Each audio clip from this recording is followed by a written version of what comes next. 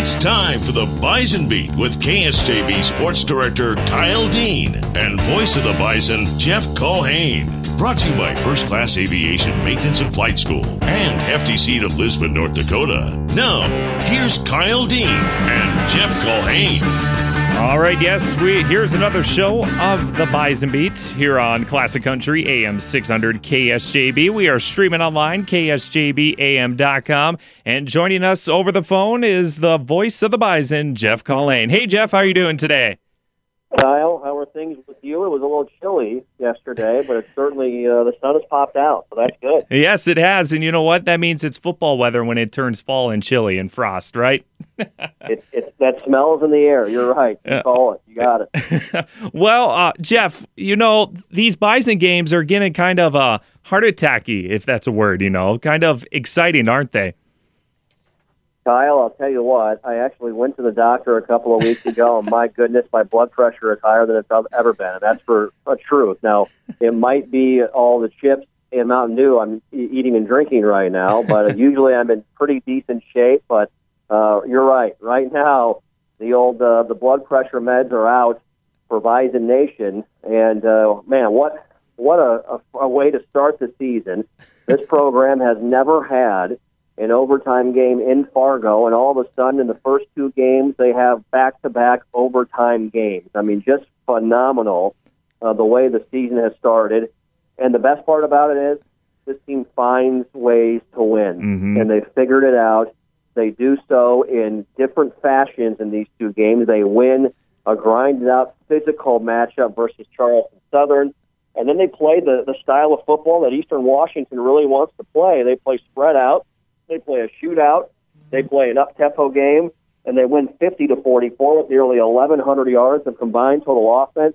They're beating teams at their own game, and that's the positive I take away from what this team has done so far.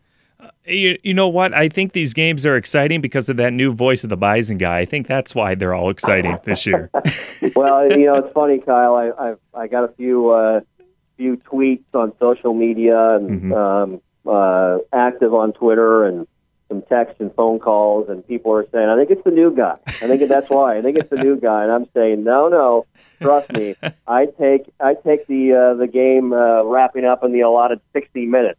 Believe that. So it's been fun. It's been a great way to begin my career here at NDSU, and I'm happy that this team is winning and getting the job done.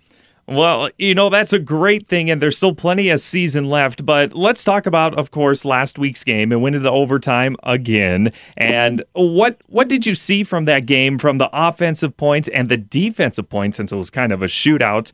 What did you see from that game? Well, a couple of things. You know, I feel like the offensive line is gelling together a little bit better, and I think that's good. And now you get Austin Coonert back this week, which will certainly help against the physical Iowa front. You know, I think what I take away is that Easton Stick is Joe Cool. He's calm, cool, and collected, and just was unbelievable on that game-time drive at the end of regulation to take the team down the field, convert on third down a couple of times. There's something that needs to be said, or that can be said about the time and the amount of time that Easton Stick has spent learning under Carson Wentz. And Carson Wentz, of course, went out last Sunday and just lit it up for the Eagles in his first ever game in the NFL. Easton Stick is one of Carson's very good friends and roommates. And so there's a little bit of Carson in Easton with his approach. And I think you see that in pressure-packed situations. So Easton Stick is that leader that any football team would love to have, and I'm so happy that he's on our team. And then Lance Dunn. I mean, Lance Dunn has a career game, 128 yards on the ground, the walk-off win with the touchdown from 25 yards out. He's hitting his stride early in the season. He just has a burst right now that it feels like he's found, and maybe the game has really slowed down for him in a lot of areas. So Lance Dunn has been that nice change of pace back that Tim Polisek can go up to in the second half. And defensively, although it wasn't their best performance, the Bison made the plays they needed to win the game. Nick DeLuca didn't know if he was going to play at all, and just another ho-hum day for him with 15 tackles and a pick six. He was awesome. And Trey Dempsey's interception, the one-handed pick on the second play of overtime to get Eastern Washington off the field, was a top 10 type of play on SportsCenter. So the defense will tell you they need to play better, and they do, but they did what they had to in that game to help the Bison win. And I think those are my biggest takeaways from last weekend. And, of course, you were talking about Nick DeLuca, and he won, I believe, one of the awards in the conference, right? Correct. He was the Missouri Valley Football Conference Defensive Player of the Week, and gosh, he just what a week for him. I mean, I talked to him earlier in the week on my show here in Fargo, and he just he didn't know if he was going to be able to play by. It was late in the week. It was Friday, and even Saturday morning when he woke up, he had to tell the doctors, I'm good to go. Let me go out there and try it out. Let me play. And that was truly a game-time decision for Nick. And he went out there, and it looked like his shoulder hadn't been touched or hadn't been hurt from a couple of weeks prior. He's a phenomenal player. Further ingrained into me that he'll be a guy that plays in the NFL and will play on Sundays. He just has that it factor and that toughness that you need to have to play that position. And, the defense, the last couple of games have been, last game was a shootout. The first game was still kind of high scoring in a way. But should the defense be worried at this time, do you think, since it was a high scoring game last Saturday? No, I don't think so, Kyle. I think they know what they have to get better at.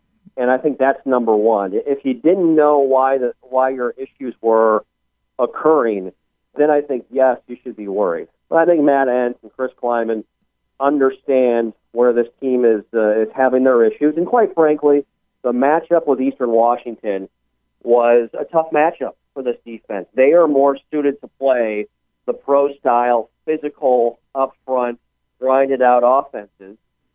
Honestly, that we'll see Saturday with Iowa. And I'm not saying it's an easier matchup by any means. That's not what I'm trying to say. But what I am saying is Iowa's style offensively is, in a way, how the Bison are built on the defensive side. That's what they're used to seeing in the Missouri Valley Football Conference, and Iowa is big. They're physical. They're a little more athletic than what the Bison see in the Valley. But North Dakota State is used to playing that physical nature as well. So I'm really curious to see the matchup in the trenches with Iowa's running game against the Bison front seven at Kinnick Stadium this weekend. All right, yeah, and of course that is coming up this weekend. Before we start breaking down that game, we have to go back to the NFL. Like you say, Nick DeLuca could be an NFL caliber player, which he's shown it completely for the last few years. But Carson Wentz was the big story around North Dakota. What did you see in that game? I'm assuming you watched it like every North Dakotan did this weekend. I definitely watched it. You better believe that. And what did he show me, Kyle? He showed me that he's ready. And it's so impressive because he looks like he's been in the NFL for 5 years and he's been in the league for 5 months. And it's just a real impressive thing. And everybody you talk to that knows Carson well, Chris Kleiman, Easton Stick, Kyle Emanuel, who's with the Chargers, they're not surprised by his success so early on just because Carson's built to handle this type of a situation. And, man, if he handled it like a true pro, you can tell that his teammates respect him, the coaches respect him, and I think they're pretty excited about what they have, and they should be. I mean, he has come on and come out and answered the call in a very tough situation in a tough market to do so with Philadelphia. So looking forward to seeing where he makes his biggest area of improvement against the Chicago Bears on Monday night, which is test number 2 for the Bismarck native. And, that's my Chicago Bears he's going against. Oh, boy.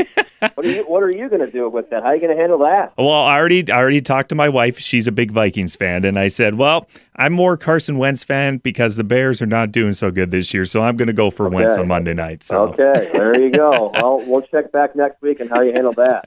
Of course. And I have to ask you before we go to break, did you get your Carson Wentz jersey like everybody else? I have not got it yet. I have not, but that could be a Christmas present around December. We'll see. And that'll be for every North Dakotan, probably. I wouldn't be surprised.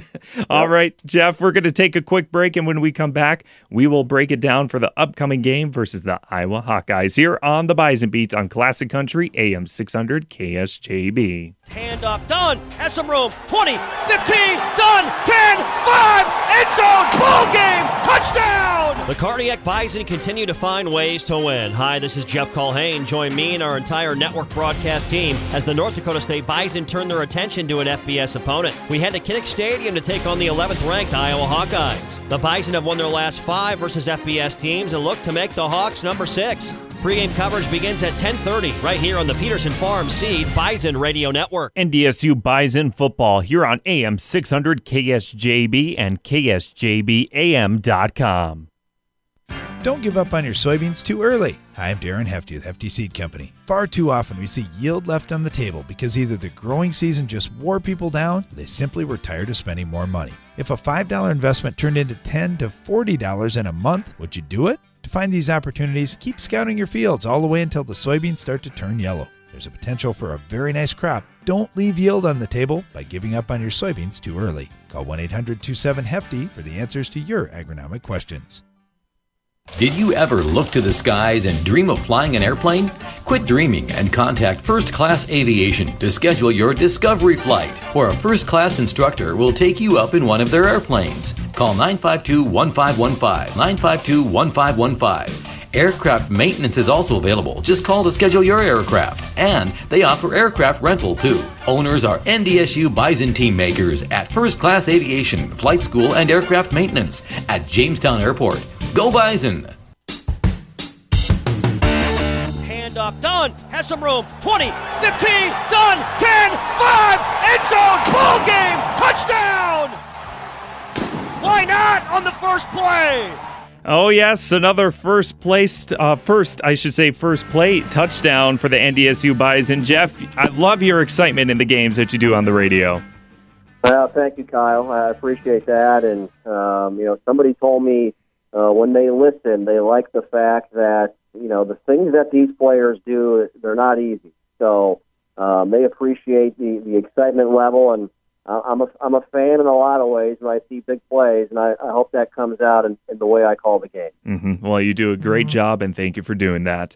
But, we have a huge matchup coming up on Saturday morning, a bright and early game. It's versus the Iowa Hawkeyes, which I hear there's a lot of people going down to watch this game, Bison fans. What do you think of this game, Jeff?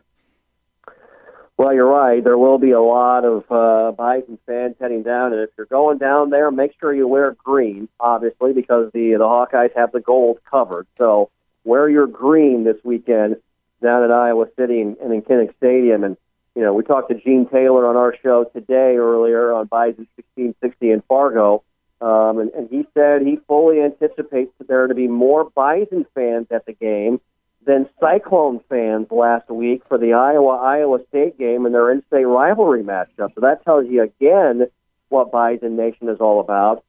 And man, I really expect a great game, Kyle. I really do. I think Iowa will be the toughest challenge for the Bison during this successful run against FBS foes. They've won 5 in a row. They're 8-3 versus FBS teams rather. Of course, the big win in 2013 at Kansas State.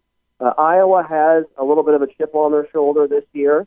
They're coming off of a 12-0 season last year where they really did not receive much respect nationally. Mm-hmm. They got beat up pretty bad in the Rose Bowl by Christian McCaffrey and Stanford.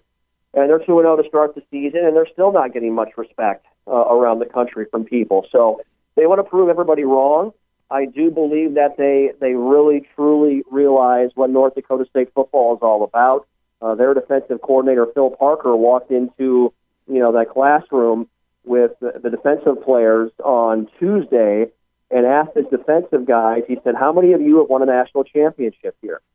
And nobody said a word. It was silent. And he said, that's what I thought. The team we're playing on Saturday has won 5 in a row. Mm-hmm. So I think they've got the attention of their players.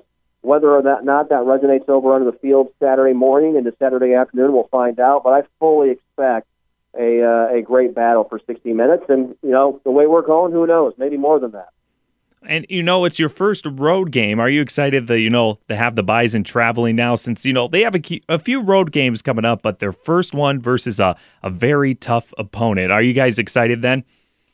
Oh, for sure. Yeah, absolutely. It's always great to see the different venues around the country and check out the different traditions, especially at the FBS level of college football. I've been to Kinnick Stadium before. Mm-hmm. It's just an amazing place.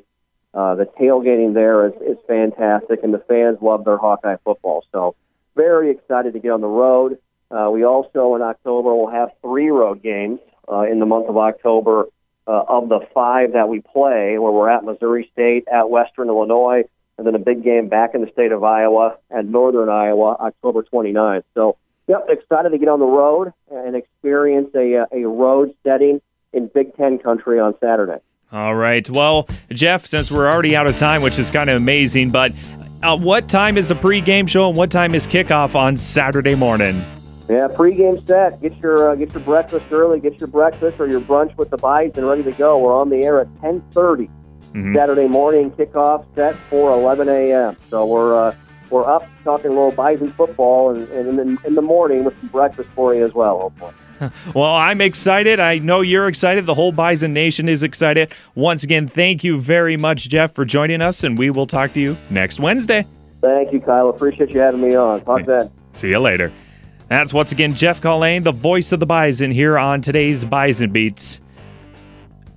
Here on Classic Country, AM 600 KSJB.